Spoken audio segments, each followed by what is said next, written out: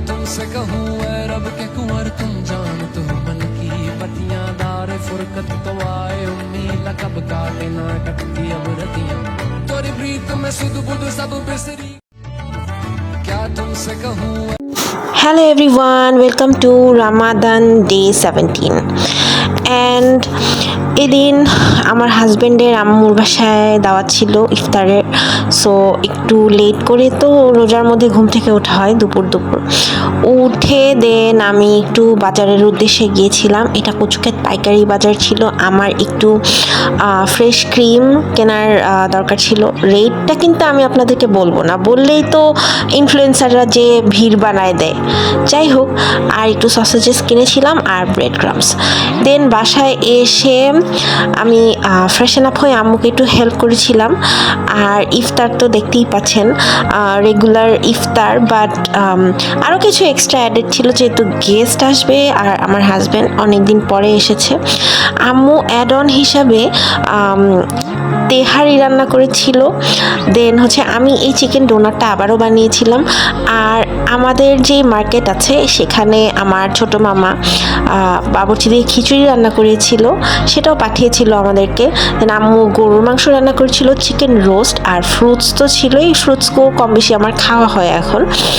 আর জিলাপি ছিল ইয়ারার। দেন আমার হাজব্যান্ড সেই ফেমাস পিৎজাটা এনেছিল, অ্যান্ড ক্রাস্ট অ্যান্ড স্পাইস আসলে এই দোকানটার নাম। দেন ও বাসায় চলে যাওয়ার সময় যেহেতু উইকেন্ড আমরা একটু খানাসের কোল্ড কফি মারতে গিয়েছিলাম আর একটু ঈদ ভাইবস দেখতেও গিয়েছিলাম বনানী।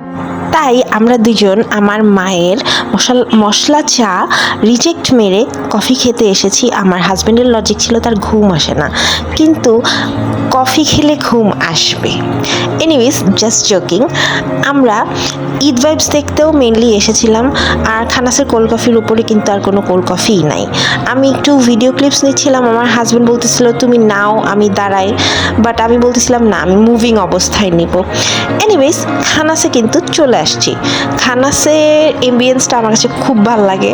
এমন না যে ওভারক্রাউডেড থাকে সামটাইমস, বাট যেহেতু ইফতারের পর রাতের দিকে কিন্তু অত ভিড় থাকে না। তো যাই হোক, khana's is an emotion for us. And আমার হাজব্যান্ড তো চুপচাপ পুরা একদম কফি মারতেছিল আর বলতেছিল মায়ের চাটা আমরা টিচ করেই আসলাম ফাইনালি। এনিওয়েজ, এরপরে আমাদের একটা রাতের কাবাবে যাওয়ার প্ল্যান ছিল, বাট রাস্তায় ভয়ঙ্কর লেভেলের জ্যাম ছিল। সো আমাদের প্ল্যানটা ক্যান্সেল করতে হয় আর রাতে কাবাবে যাওয়া হয় না। দেন ও আমাকে আবার বলতেছিল যে আমি আম্মুর বাসায় 2 দিন এক্সট্রা থাকি, অ্যাজ আম্মু একা একা থাকে, তো ওর খুব খারাপ লাগে। So anyways, appreciated. এরপর রাস্তায় দেখি যে কি একটা মানে ফ্যাশন শো চলতেছে হুদাই ফর নো রিজন রাস্তার মধ্যে। এনিওয়েজ, তারপর জ্যাম ঠেলে বাসায় চলে আসি। ও আমাকে দিয়ে চলে যায় বাসায়। অ্যান্ড ওকে, পজ, আমি এখানে কিছু স্ক্রিনশট দিচ্ছি। আমার ইনলজরা কিন্তু এক্সপেক্ট করছিল যে আমি যাব ওই বাসায়, and that was so sweet of you guys. You all miss me, so thank you.